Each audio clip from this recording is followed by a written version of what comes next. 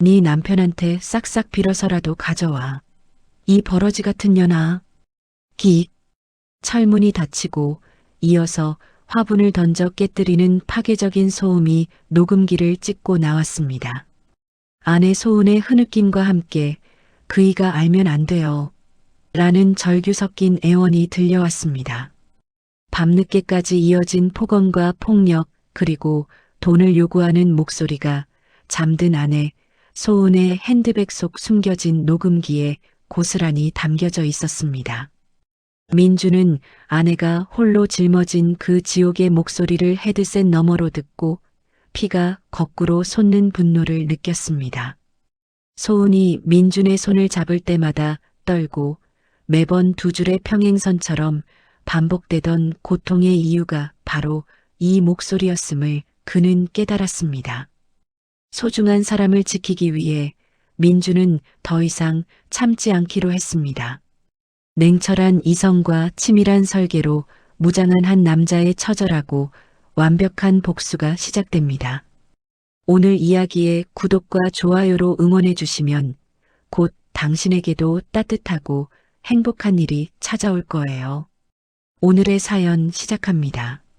세찬 빗줄기가 창문을 때리는 늦은 밤이었습니다. 현관문이 열리고 아내 소은이 우산도 접지 못한 채 비틀거리며 집 안으로 들어섰습니다. 소은아. 거실에서 기다리던 민준이 황급히 달려나가 소은을 맞이했습니다. 소은은 빗물과 눈물이 뒤섞인 얼굴로 주저앉았고 신발을 벗을 생각도 하지 못하는 듯 했습니다. 민준이 놀라서 소은을 부축하려 손을 뻗자 소은은 마치 뜨거운 것에 닿은 듯 몸을 움찔거리며 뒷걸음질 쳤습니다. 소은은 고개조차 들지 못한 채 괜찮아라고 쉰 목소리로 중얼거렸습니다. 소은은 그 상태 그대로 욕실로 도망치듯 들어갔고 찰칵 문 잠그는 소리가 들렸습니다. 민주는 욕실 문 앞에 서서 잠긴 문을 하염없이 바라보았습니다. 욕실 안에서 물이 세차게 틀어지는 소리가 들렸고 그 소리 사이로 소은의 억눌린 울음소리가 희미하게 새어나왔습니다. 소은아, 문 열어. 무슨 일 있었어? 민주는 문을 두드리며 소은의 이름을 불렀지만 안에서는 아무런 대답도 들려오지 않았습니다. 민주는 지난 1년간 소은이 처가에 다녀온 날이면 늘 불안해하거나 몸이 아팠던 패턴을 떠올렸습니다. 소은은 외출할 때마다 손목에 작은 멍 자국을 남기거나 귀금속을 잃어버리고 돌아오기도 했습니다. 민주는 서재로 들어가 달력을 펼쳤습니다. 소은이 처가를 방문했던 날짜마다 붉은색 동그라미가 표시되어 있었고 그 밑에는 두통, 복통, 무리 같은 단어들이 적혀 있었습니다. 이것이 단순한 가족 문제가 아님을 민주는 직감했습니다. 다음 날 아침 소은은 퉁퉁 부은 눈을 화장으로 감추고 억지로 미소를 지으며 출근했습니다. 오늘 늦을 것 같아. 저녁 먹고 올 거야. 응, 조심해서 다녀와. 민준이 소은을 현관까지 배웅했습니다. 소은의 뒷모습이 사라지자 민주는 서재로 들어갔습니다. 책상 서랍을 열고 작은 상자를 꺼냈습니다. 상자 안에는 손톱만한 크기의 녹음기가 들어 있었습니다. 민준이 녹음기를 꺼내며 혼잣말했습니다. 미안해, 소은아. 하지만 이렇게라도 해야겠어. 민주는 소은의 핸드백을 가져와 안감을 살펴봤습니다. 가위로 안감을 조심스럽게 잘라. 녹음기를 안감 깊숙이 밀어넣은 민주는 바늘과 실로 꼼꼼하게 다시 꿰매어 아무도 알아챌 수 없게 만들었습니다. 작동 시간 12시간, 배터리 충분해. 민준이 녹음기 기능을 한 번 더 점검했습니다. 녹음 버튼을 눌러보고 재생해봤습니다. 선명하게 소리가 들렸습니다. 민주는 이번에야말로 모든 의혹을 해소하겠다고 다짐했습니다. 며칠 뒤 소은은 또다시 친정엄마 박영자의 전화를 받고 불안한 표정으로 외출 준비를 했습니다. 어머니께 다녀올게. 응, 조심해서 다녀와. 너무 늦지 마. 민준이 소은을 안아줬습니다. 소은의 몸이 굳어 있는 게 느껴졌습니다. 소은은 아무 일 없을 거라는 듯이 민준에게 인사를 건네고 핸드백을 메고 현관을 나섰습니다. 민준은 소은의 뒷모습이 완전히 사라질 때까지 현관문에 기대어 서서 기다렸습니다. 언제 올까? 민준은 초조한 마음으로 거실 시계만 바라보았습니다. 민준이 창밖을 내다봤습니다. 시간이 유난히 느리게 갔습니다. 긴 시간이 흐른 후 자정이 가까워져서야 소은이 힘없이 집으로 돌아왔습니다. 피곤해. 먼저 잘게. 소은은 여느 때처럼 고개도 들지 못하고 침실로 직행해 그대로 잠이 들었습니다. 민주는 소은이 완전히 잠들기를 기다린 후 조심스럽게 침실로 들어갔습니다. 바닥에 놓인 핸드백을 집어들었습니다. 손끝이 떨렸습니다. 안감을 살짝 찢어 녹음기를 꺼냈습니다. 민주는 심장이 터질 듯한 긴장감을 안고 서재로 향했습니다. 컴퓨터에 녹음 파일을 옮긴 민주는 헤드셋을 착용하고 재생 버튼을 눌렀습니다. 파일 초반에는 길거리의 잡음과 지하철 소음이 길게 이어졌습니다. 이윽고 문이 열리는 소리와 함께 박영자의 차갑고 거친 목소리가 민준의 귓속으로 파고들었습니다. 왔구나. 그것은 환영의 인사가 아니었습니다. 돈은 가져왔냐? 박영자의 목소리에는 일말의 애정도 없이 오직 분노와 재촉만 담겨 있었습니다. 민준의 얼굴이 굳어졌습니다. 무언가 둔탁한 물건이 바닥에 강하게 내리쳐지는 소음이 녹음기를 통해 생생하게 전달되었습니다. 박영자는 입에 담기 힘든 욕설을 퍼부으며 당장 5천만 원을 더 가져오라고 소리쳤습니다. 소은이 어머니, 제발 그만해요라고 애원하는 목소리가 들려왔습니다. 그이가 알면 안 돼요. 소은은 떨리는 목소리로 남편 민준의 이름을 언급하며 박영자에게 간절히 빌었습니다. 민준의 손이 떨리기 시작했습니다. 뭐라고? 인연이 감히. 박영자는 소은의 애원을 비웃으며 내 남편한테 싹싹 빌어서라도 가져와라고 몰아붙였습니다. 이어서 화분을 던져 깨뜨리는 듯한 날카롭고 파괴적인 소음이 녹음기를 찍고 나왔습니다. 아! 소은이 비명을 질렀습니다. 민주는 소은의 비명 소리를 들으며 분노와 충격에 사로잡혔습니다. 이 미친 여자가. 민주는 주먹으로 책상을 내리치며 자리를 박차고 일어섰습니다. 민준의 목소리가 떨렸습니다. 녹음기에서 소은의 울음소리가 계속 흘러나왔습니다. 민주는 두 손으로 머리를 감쌌습니다. 내가 여태 이걸 몰랐다니. 민준이 벽에 등을 기대고 주저앉았습니다. 녹음기 속에서는 여전히 박영자의 욕설과 협박이 계속되고 있었습니다. 민준의 눈에 차가운 결의가 서렸습니다. 민준은 이것이 아내의 단순한 불행이 아닌 치밀하고 악랄한 범죄 행위임을 깨달았습니다. 녹음 내용을 확인한 다음 날 아침, 민준은 회사를 쉬고 자신의 서재에서 밤새도록 증거를 정리했습니다. 민준은 녹음 파일에 담긴 박영자의 목소리와 장소에 대한 단서를 여러 번 곱씹었습니다. 오후가 되자 민주는 미리 연락해 두었던 흥신소 직원을 만나기 위해 도시 외곽의 허름한 사무실을 찾아갔습니다. 담배 연기가 자욱한 사무실에서 흥신소 직원은 민준이 건넨 박영자의 사진과 녹음 파일을 주의 깊게 살펴보았습니다. 직원은 박영자의 이름을 듣자마자 혀를 차며 이 여자, 이 바닥에서 아주 유명한 상습 사기꾼이자 타짜입니다라고 말했습니다. 직원이 태블릿 개인용 컴퓨터를 내밀자 화면에는 박영자가 불법 하우스 도박장을 드나드는 모습이 찍힌 폐쇄회로 텔레비전 영상이 가득했습니다. 영상 속 박영자는 사채업자들과 스스럼없이 어울리며 카드를 만지고 있었고 그 모습은 소은의 어머니라기보다 잔인한 범죄 조직의 일원에 가까웠습니다. 민주는 자료 더미 속에서 휠체어에 앉아 멍한 눈빛으로 허공을 바라보는 젊은 남자의 사진을 발견했습니다. 민주는 그가 박영자가 이미 죽었다고 말했던 소은의 이복 동생 처남 지훈임을 즉시 알아보았습니다. 민주는 사진을 움켜쥐고 충격으로 인해 몸을 떨었습니다. 흥신소 직원은 지훈이 박영자의 사체 빚을 대신 갚기 위한 볼모로 잡혀 있으며 감금당한 채 약물에 시달리고 있다는 정보를 덧붙였습니다. 민주는 흥신소 직원에게 감사의 표시를 하고 서둘러 집으로 돌아왔습니다. 집으로 돌아온 민주는 아내 소은의 안방 장롱 깊숙한 곳을 뒤지기 시작했습니다. 민주는 두꺼운 서류 뭉치와 함께 낡은 천에 쌓인 봉투를 찾아냈습니다.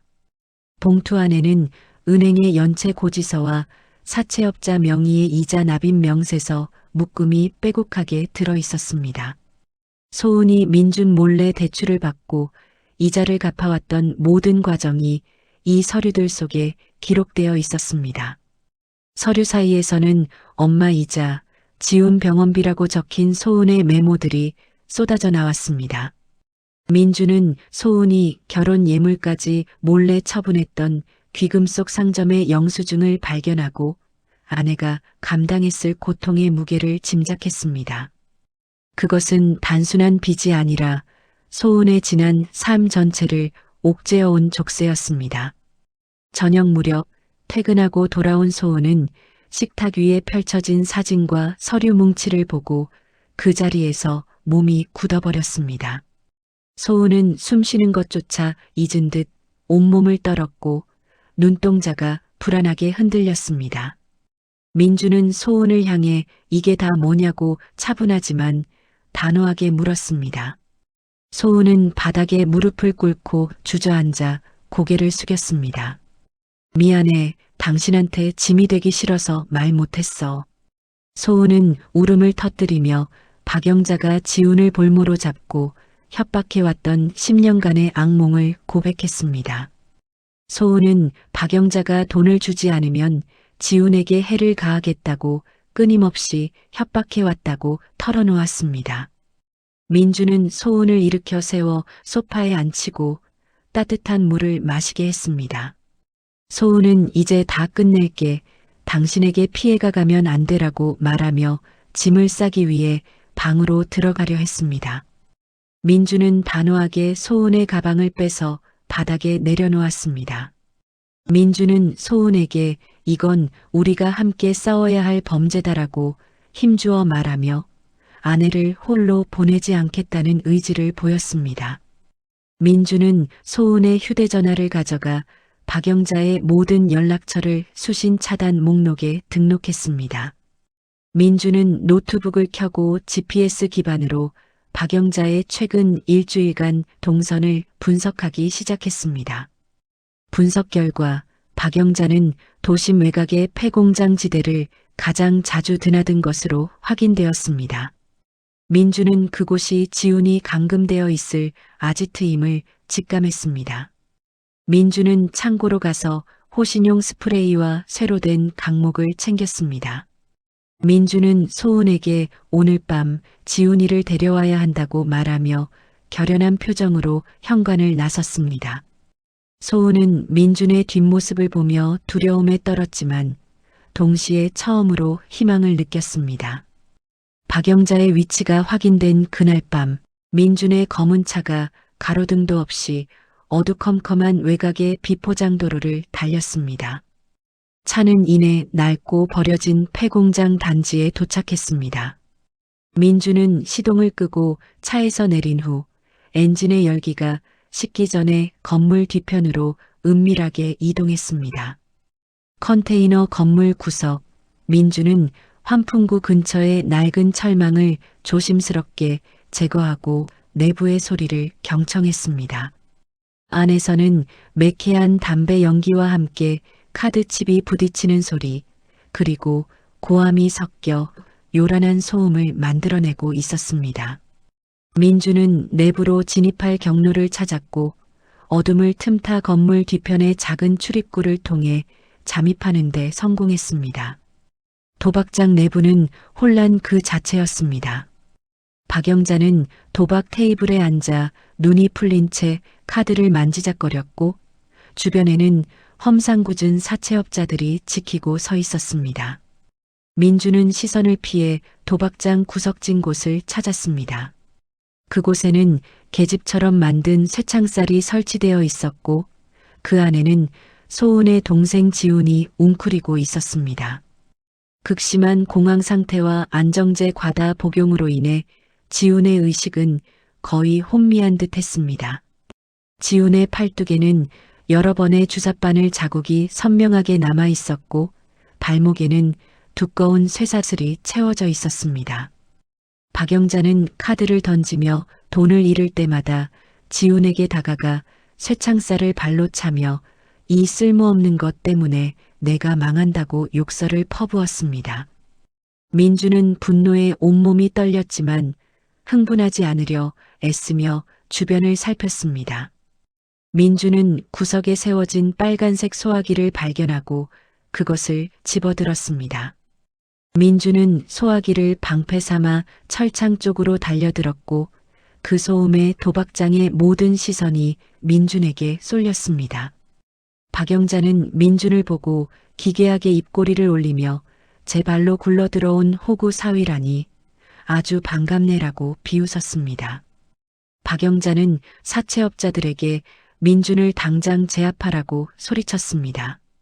건장한 사채업자들이 쇠파이프와 몽둥이를 들고 민준을 향해 달려들었습니다. 민준은 소화기 안전핀을 뽑아 그들의 시야를 가리며 흰 가루를 사방에 분사했습니다. 혼란을 틈타 민준은 지훈의 발목에 채워진 자물쇠를 호신용 망치로 수차례 내리찍었습니다. 둔탁한 소리와 함께 자물쇠가 부서져 나가자 민준은 지훈을 등에 업고 뒷문으로 전속력으로 달렸습니다. 뒤따라온 사채업자 한 명이 휘두른 강목에 민준의 어깨가 강하게 가격되었고 민준은 고통에 얼굴을 찡그렸습니다. 민준은 고통을 참고 주차된 차까지 전력 질주했습니다. 민준은 차 문을 열고 지훈을 뒷좌석에 밀어 넣으려 했지만 그 순간 박영자가 맨발로 쫓아와 차 문을 잡고 늘어졌습니다. 박영자는 악마처럼 소리쳤습니다. 당장 저놈 잡아. 내 돈을 갚아야 해. 민주는 주저없이 엑셀을 밟았고 박영자는 바닥에 내동댕이 쳐졌습니다. 박영자의 지시에 따라 사채업자들이 검은색 승합차에 올라타 맹렬하게 민준의 차를 추격하기 시작했습니다. 좁고 굽이진 산길 도로에서 쫓고 쫓기는 격렬한 추격전이 벌어졌습니다. 승합차가 민준의 차 뒷범퍼를 강하게 들이받았고 충격으로 민준의 차 뒷유리가 와장창 깨져나갔습니다. 민준은 부서진 유리 조각들이 튀는 것을 무시하고 핸들을 더욱 굳게 잡았습니다. 차가 가드레일을 들이받기 직전 민준은 비상등을 켜고 급격히 핸들을 꺾어 숲속의 샛길로 차를 몰았습니다. 승합차는 민준의 차를 놓치고 샛길을 지나쳐갔습니다. 민준은 차를 숲속 깊은 곳에 숨기고 거친 숨을 몰아쉬었습니다. 민준은 어둠 속에서 떨고 있는 지훈의 상태를 확인했습니다. 지훈은 피투성이인 채 희미하게 누나라는 단어를 중얼거렸습니다. 민준은 이 일이 결코 단순한 탈출로 끝나지 않을 것임을 깨달았습니다. 민준은 자신이 박영자를 자극했으며 이제부터 그녀의 보복이 시작될 것임을 예감했습니다. 민준은 지훈의 안전을 최우선으로 확보하기 위해 자신의 옛 직장 동료에게 연락했습니다. 민준은 지훈을 믿을 만한 병원에 은밀하게 입원시켜 줄 것을 부탁했습니다. 민준은 경찰에 신고하는 것보다 박영자가 이미 사채업자와 손잡고 자신을 역으로 위협할 것을 염두에 두었습니다. 민주는 법적 도움 없이 성급하게 움직이는 것은 위험하다고 판단했습니다. 민주는 지훈의 안전을 확인한 뒤 이 모든 악행의 증거를 완벽하게 모아 법적으로 박영자를 무너뜨릴 계획을 세우기 시작했습니다. 날이 밝아오자 민주는 지친 몸을 이끌고 다음 행동을 준비했습니다. 지훈을 안전하게 병원에 입원시킨 다음 날 아침, 민주는 지친 몸을 이끌고 경찰서 형사과를 찾아갔습니다. 민주는 자신이 가진 녹음 파일과 도박장 사진, 그리고 지훈의 감금 사실을 상세하게 신고했습니다. 하지만 담당 형사는 민준의 말을 듣는 둥 시큰둥한 태도를 보였습니다. 형사는 서류를 뒤적이며 이미 장모님 쪽에서 사위 폭행으로 진단서를 제출했습니다라고 말했습니다. 형사는 이 사건을 단순한 가족 간의 재산 다툼으로 규정하고 수사 의지를 보이지 않았습니다. 민준이 분노하며 증거를 제시했지만 형사는 증거만으로는 미약하다며 박영자가 고위직에게 손을 썼을 듯한 태도를 보였습니다. 민준은 오히려 피의자 신분으로 조사를 받을 위기에 처하자 극심한 법적 무력감을 느꼈습니다. 경찰서를 나서던 민준은 이 모든 불의를 정면으로 돌파해줄 조력자가 필요함을 깨달았습니다. 민준은 과거 대형 IT 보안 사건을 함께 처리하며 신뢰를 쌓았던 대학 선배 최태수 변호사를 떠올렸습니다. 최태수의 사무실은 번화가에서 멀리 떨어진 낡은 건물 구석에 있었습니다. 사무실은 간판도 희미했고 내부는 컵라면 용기와 서류 뭉치가 뒤섞여 발 디딜 틈조차 없었습니다. 최태수는 민준이 내민 녹음 파일과 도박장 사진들을 보더니 먹던 컵라면을 내려놓고 흥미로운 눈빛으로 변했습니다. 최태수는 경찰이 못 잡는 쓰레기는 법이 아니라 뼛속까지 발라먹는 전략으로 무너뜨려야 한다고 단호하게 말했습니다. 최태수의 전략은 소은이 먼 친척에게 거액의 유산을 상속받은 것처럼 가짜 서류를 꾸미는 것이었습니다. 이는 박영자의 탐욕을 극대화하여 스스로 사문서, 위조와 사기 미수 등의 범죄를 저지르게 유도하는 함정이었습니다. 민주는 소은을 설득하여 이 위험한 연극에 동참시켰습니다. 소은은 떨리는 손으로 박영자에게 전화를 걸었고 최태수가 짜준 대본대로 남편 몰래 생긴 큰돈이 있다고 거짓 정보를 흘렸습니다. 며칠 후 박영자는 돈 냄새를 맡고 태도를 180도 바꿔 소은에게 온갖 감언이설을 담은 문자를 보내왔습니다. 최태수는 흥신소 직원들을 말끔한 양복 차림의 가짜 부동산 업자와 공증인으로 위장시켜 박영자와의 만남을 주선했습니다. 박영자는 가짜 사무실에 들어와 위조된 땅 문서와 통장 잔고, 증명서를 보고 완전히 흥분했습니다. 박영자는 서류를 보고 눈이 뒤집혀 소은의 인감 도장을 몰래 훔쳐와야 한다는 계획을 스스로 떠벌렸습니다. 작전 당일 박영자는 소은의 도장을 훔쳐와 CCTV가 설치된 사무실 VIP 룸에 들어섰습니다. 박영자는 위조된 매매 계약서에 소은의 이름을 넣고 도장을 몰래 찍었습니다. 그녀는 이 돈은 이제 다 내 거다라고 낄낄거리며 범행을 자축했습니다. 옆방 모니터룸에서 이 모든 과정을 녹화하던 민주는 주먹을 꽉 쥐었습니다. 최태수는 민준에게 이제 이 여자의 탐욕이 증거가 됐다고 말하며 녹화된 영상 파일을 확인했습니다. 최태수는 넥타이를 고쳐 매며 자, 이제 악마 사냥하러 갑시다라고 비장하게 선언했습니다. 민주는 최태수의 뒤를 따라 박영자가 있는 방문을 박차고 들어갈 준비를 마쳤습니다. 민준의 얼굴에는 망설임 대신 강렬한 복수심과 정의감이 서려 있었습니다. 이 모든 것이 소은과 지훈을 향한 마지막이자 가장 확실한 방패가 될 것임을 민주는 믿었습니다. 최태수가 방문을 거칠게 열고 박영자가 있는 사무실로 들어섰습니다. 박영자는 쏘스라치게 놀라며 위조 계약서를 등 뒤로 숨기려 했지만 이미 모든 것이 늦었습니다. 문이 열리자마자 뒤에서 대기하고 있던 경찰들이 들이닥쳐 현장을 봉쇄했습니다. 경찰은 테이블 위에 놓인 위조 서류와 박영자가 훔친 소은의 인감 도장을 압수했습니다. 박영자는 상황을 파악하지 못하고 당황하며 횡설수설했습니다. 최태수는 냉정한 표정으로 사문서 위조, 사기 미수, 그리고 민준이 확보한 과거 협박 및 감금 혐의가 적힌 고소장을 테이블 위에 탁 내려놓았습니다. 지금 구속되면 최소 10년 이상 감옥에 갇힐 텐데 합의할 생각은 없으십니까? 최태수가 단호하게 압박하자 박영자는 얼굴이 사색이 되어 그 자리에 무릎을 꿇고 싹싹 빌기 시작했습니다. 민주는 박영자의 앞에 냉정하게 합의 조건을 내밀었습니다.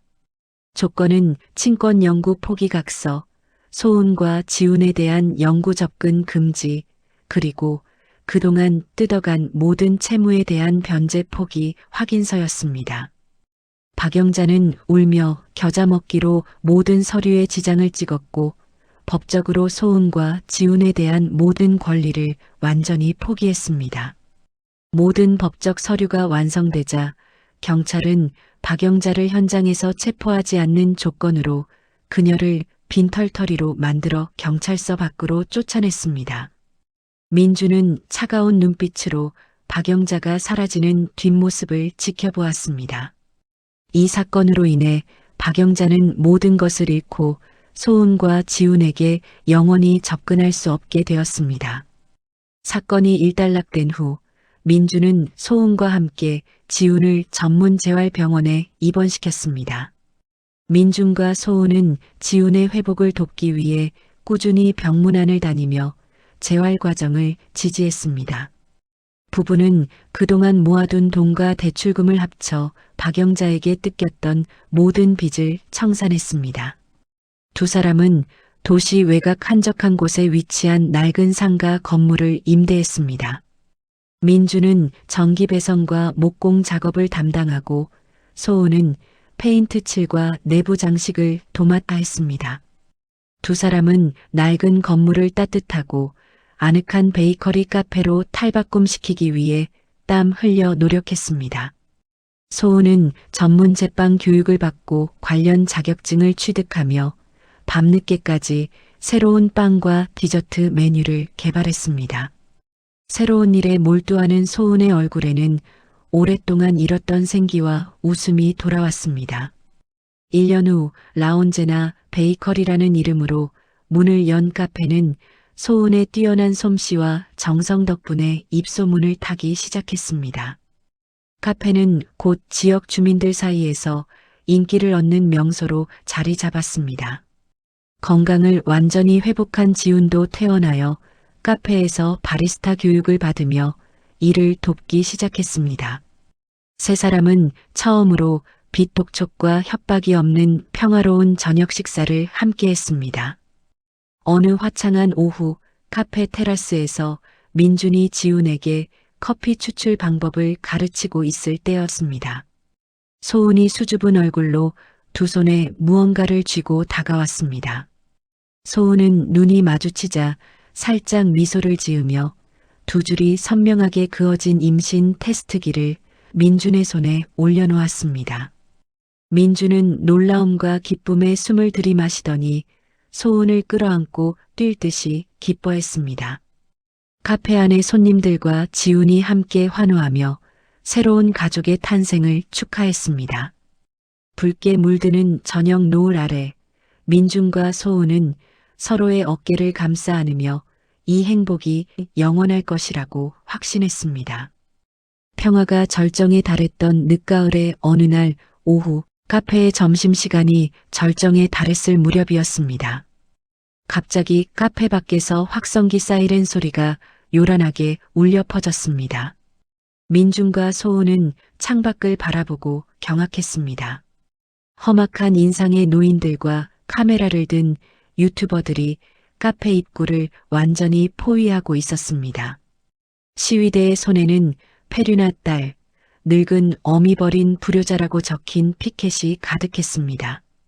시위대의 중심에는 환자복을 입은 채 휠체어에 앉아 통곡하는 박영자가 있었습니다. 박영자는 카메라를 향해 내가 뼈 빠지게 키웠더니 돈 벌었다고 나를 길바닥에 버렸다며 거짓 눈물을 흘리는 연기를 했습니다. 사이버 레카 유튜버들은 자극적인 제목을 걸고 이 상황을 실시간으로 생중계하고 있었습니다. 실시간 방송의 채팅창에는 민준과 소은을 욕하는 악의적인 댓글들이 쉴 새 없이 올라왔습니다. 카페 전화기는 쉴 틈 없이 울려대며 항해 전화와 욕설로 마비되었습니다. 두려움에 질린 손님들은 서둘러 계산을 마치고 카페 밖으로 빠져나갔습니다. 일부 과격한 시위대는 카페 통유리창에 날계란과 밀가루를 던지며 난동을 부렸습니다. 소은은 떨리는 몸을 이끌고 밖으로 나가 해명하려 했습니다. 하지만 노인들 중 한 명이 던진 돌에 소은의 이마가 스치고 소은은 비틀거리며 넘어질 뻔했습니다. 민주는 황급히 뛰쳐나가 소은을 품에 안고 시위대를 막아섰습니다. 시위대와 유튜버들은 민준이 노인을 폭행하려 한다며 소리쳤고 이 장면을 악의적으로 편집하여 즉시 인터넷에 유포했습니다. 날이 어두워지자 카페의 외벽은 붉은색 라카로 쓴 페륜가게, 죽어라와 같은 섬뜩한 낙서들로 완전히 훼손되었습니다. 민주는 파손된 창문을 보며 분노를 억눌렀습니다. 그날 밤늦게 박영자는 민준에게 은밀한 연락을 취해 카페 뒷골목으로 불러냈습니다. 박영자는 휠체어에서 일어나 멀쩡하게 걸어다니며 민준을 비웃었습니다. 5억 원만 내놓으면 깨끗하게 사라져줄게. 어때 사위? 박영자는 민준의 아픈 곳을 찌르며 비열한 표정으로 협박을 이어갔습니다. 민준은 박영자의 광기 어린 탐욕에 치를 떨며 이를 거부하고 돌아섰습니다. 분노와 외부의 극심한 스트레스에 시달리던 소은은 다음 날 아침 갑자기 극심한 복통을 호소하며 카페 바닥에 쓰러졌습니다. 소은은 고통에 몸부림쳤고 다리 사이로 붉은 피가 흘러나왔습니다. 민주는 사색이 되어 소은을 품에 안고 밖으로 달려나갔습니다. 민주는 119 구급차에 소은을 태우며 창밖으로 비웃는 듯한 박영자의 모습이 뇌리에 깊이 박히는 것을 느꼈습니다. 병원 응급실에서 의료진이 긴박하게 움직이며 소은에게 응급처치를 했습니다. 의사는 민준에게 산모가 심한 스트레스로 인해 유산 위험이 매우 높다며 절대 안정이 필요하다고 단호하게 경고했습니다. 산소 호흡기를 쓴 채 창백하게 누워있는 아내와 뱃속의 아이를 보며 민주는 극한의 고통과 분노를 느꼈습니다. 민주는 복도 구석으로 걸어가 최태수 변호사에게 전화를 걸었습니다. 민주는 차갑고 단호한 목소리로 변호사님, 법적 책임은 물론이고 놈들을 사회적으로 완전히 매장시킬 수 있는 방법을 준비해 주십시오라고 요청했습니다. 민주는 아내와 아이를 지키기 위해 이제 물러설 곳이 없음을 깨달았습니다. 민준의 전화를 받은 다음 날 새벽 민준은 병실 한쪽에 노트북과 여러 대의 모니터를 설치하고 작은 임시 상황실을 만들었습니다. 민준은 최태수 변호사가 제공한 박영자와 레카 유튜버 간의 복잡한 통신 기록 데이터를 분석하기 시작했습니다. IT 보안 전문가로서의 능력을 총동원하여 민준은 박영자가 과거 사용하다 버렸던 구형 스마트폰에서 삭제된 데이터를 복구하는 전문 프로그램을 가동했습니다. 화면의 복구 진행 막대가 천천히 채워지는 동안 민주는 초조하게 결과를 기다렸습니다. 마침내 데이터 복구에 성공하자 화면에는 박영자가 지인들에게 보낸 돈 벌어서 해외 나갈 계획 등의 메시지가 쏟아져 나왔습니다. 결정적으로 시위 알바생들에게 일당을 입금한 금융 내역과 구체적인 지시 문자가 시간대별로 복원되었습니다. 이 증거들은 박영자가 단순 피해자가 아니라 치밀하게 공갈을 기획한 주동자임을 입증했습니다. 최태수는 민준이 확보한 모든 디지털 증거와 병원 폐쇄회로 텔레비전 영상을 바탕으로 박영자의 실체를 폭로할 반박 영상을 제작했습니다. 최태수는 신뢰도가 높은 대형 방송국의 탐사보도 프로그램 PD에게 단독으로 모든 자료를 제보했습니다. 정오가 되자 민주는 병원 로비에서 긴급 기자회견을 열었습니다. 많은 기자들이 모여든 가운데 민주는 박영자의 모든 범죄 행위가 담긴 증거 영상을 대형 스크린에 송출했습니다. 스크린에는 박영자가 휠체어에서 일어나 멀쩡하게 걷고 유튜버와 웃으며 담배를 피우는 모습이 병원 폐쇄회로 텔레비전 영상에 의해 적나라하게 드러났습니다. 이 영상은 박영자가 휠체어에 앉아 통곡하는 불쌍한 어머니 연기가 모두 거짓이었음을 입증했습니다. 이어 박영자의 도박 중독을 증언할 과거 이웃 주민들과 구출된 지훈이 증인으로 나섰습니다. 지훈은 떨리는 목소리로 박영자의 10년간의 감금과 착취, 학대 사실을 눈물로 증언했습니다. 기자회견은 실시간으로 대형 포털과 뉴스 채널을 통해 생중계되었습니다. 이 충격적인 진실 앞에 여론은 삽시간에 민준 부부를 향한 동정과 박영자 및 유튜버를 향한 분노로 뒤집혔습니다. 카페 앞에서 시위하던 알바생들과 노인들은 사태의 심각성을 깨닫고 슬금슬금 자리를 피하기 시작했습니다. 궁지에 몰린 박영자는 판단력을 잃고 기자회견장 한가운데서 생방송 중인 레카 유튜버에게 달려들어 몸싸움을 벌였습니다. 이 과정에서 박영자는 유튜버에게 네가 시킨 대로 했잖아. 돈 내놔. 라고 소리쳤고 이 모든 추악한 모습이 실시간으로 전 국민에게 송출되었습니다. 이 광기 어린 몸싸움과 추태로 인해 박영자와 유튜버의 공모관계는 명백하게 드러났습니다. 대기하고 있던 경찰들이 기자회견장 뒤편에서 들이닥쳤습니다. 경찰은 공갈 미수, 업무방해, 사문서 위조 및 아동학대 혐의로 박영자에게 체포영장을 집행하고 즉시 수갑을 채웠습니다. 레카 유튜버 역시 박영자의 공범으로 현장에서 체포되었고 그의 모든 촬영 장비와 영상 파일들은 증거물로 압수되었습니다. 박영자는 끌려가면서도 발악하며 민준을 향해 온갖 저주를 퍼부었습니다. 민준은 차가운 눈빛으로 박영자를 응시하며 침묵으로 그녀의 모든 악행에 대한 응징을 대신했습니다. 경찰차에 실려가는 박영자의 모습이 곧바로 뉴스 속보로 보도되었습니다. 병실에서 텔레비전으로 이 모든 과정을 지켜보던 소은은 안도의 눈물과 함께 깊은 숨을 내쉬었습니다. 민주는 소은의 병실로 돌아와 그녀의 손을 잡으며 길고 길었던 싸움이 마침내 끝났음을 알려주었습니다. 민주는 이제 모든 악몽에서 벗어났다고 말하며 소은을 안심시켰습니다. 모든 법적 분쟁과 사회적 소란이 정리된 지 1년 후 박영자는 재판에서 자신이 저지른 모든 혐의에 대해 유죄를 선고받고 징역형에 처해졌습니다. 재판 과정 내내 박영자는 반성하는 기미 없이 거짓으로 일관했고 이로 인해 가중 처벌을 받았습니다. 교도소에 수감된 박영자는 면회온 지인들에게 돈을 요구하며 구걸했지만 모두에게 외면당하며 비참한 수감 생활을 이어갔습니다. 허위 방송을 했던 레카 유튜버는 모든 채널이 삭제되었고 민준 부부를 포함한 피해자들의 집단 소송에 휘말려 결국 파산했습니다.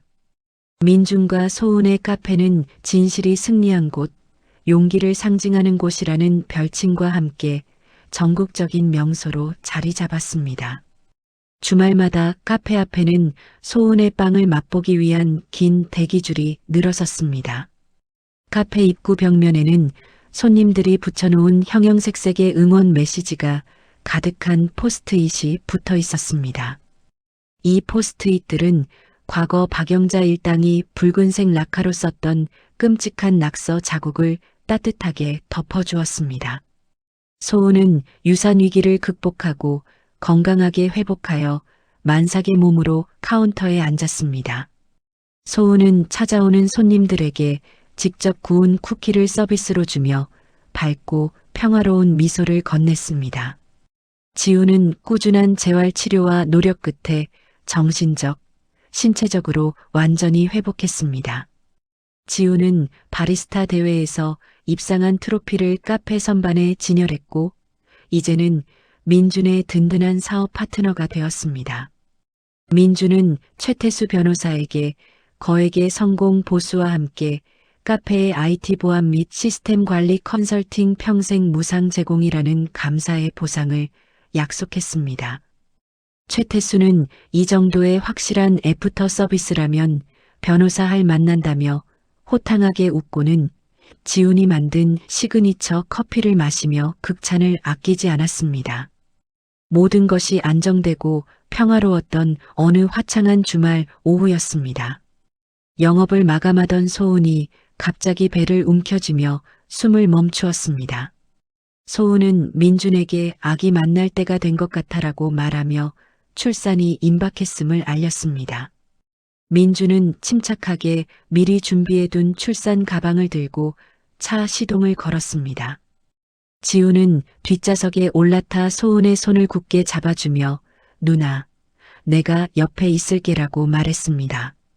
밤늦도록 병원 분만실 앞에서 민준과 지우는 초조하게 서성였습니다.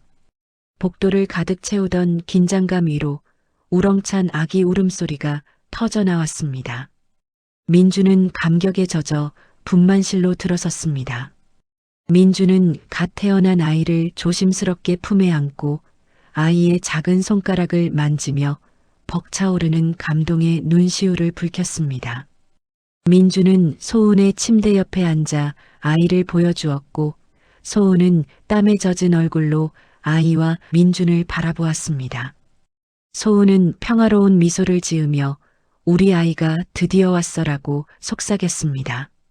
민준은 소은의 이마에 입을 맞추며 이제 우리 세 가족 그리고 지훈이까지 아무도 우리를 괴롭힐 수 없어다고 단호하게 말했습니다. 지훈은 병실 문 앞에서 행복하게 웃는 세 가족의 모습을 흐뭇하게 바라보며 자신이 이 평화로운 가족의 일원임을 느꼈습니다. 창문 틈으로 스며든 따스한 새벽 햇살이 민준, 소은, 그리고 아기를 부드럽게 감싸 안았습니다. 이로써 길고 어두웠던 싸움은 끝나고 새로운 희망과 행복을 약속하는 가족의 이야기가 완성되었습니다. 오늘의 이야기는 민준 씨와 소은 씨가 겪었던 길고 어두운 싸움, 그리고 마침내 찾아낸 가족의 진정한 행복에 관한 기록이었습니다. 소은 씨의 삶을 10년 동안 짓눌렀던 탐욕과 협박의 그림자는 남편 민준 씨의 용기와 지혜, 그리고 조력자들의 도움으로 인해 완전히 사라졌습니다. 특히 최태수 변호사가 설계한 탐욕의 덕과 민준 씨의 치밀한 디지털 복수는 악을 응징하는 가장 통쾌하고 완벽한 방법이었습니다. 가장 처참한 순간 유산의 위기까지 겪었던 소은 씨였지만 이 모든 고통은 건강한 아기의 울음소리와 함께 눈 녹듯 사라졌습니다. 뿔뿔이 흩어졌던 가족은 지훈 씨의 자립과 함께 더욱 단단하게 뭉쳤습니다. 우리는 이 이야기를 통해 깨닫습니다. 가족을 향한 사랑과 헌신, 그리고 불의에 맞서는 용기만 있다면 어떤 절망적인 상황이라도 반드시 극복할 수 있다는 사실을 말이죠. 박영자가 수감되고 모든 악행이 심판받은 것처럼 세상의 정의는 때로는 느리더라도 반드시 승리합니다.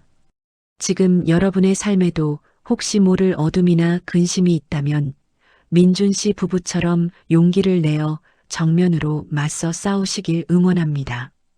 이 세상의 모든 선한 의지와 노력은 결코 배신하지 않습니다. 이 부부에게 찾아온 따뜻한 봄날의 행복이 여러분의 삶에도 그대로 전해지기를 바라며 오늘의 이야기를 여기서 마칩니다. 이야기를 끝까지 들어주신 분이 계시다면 잘 들었다는 댓글 하나로 다음 이야기 만드는데 많은 힘이 됩니다. 감사합니다.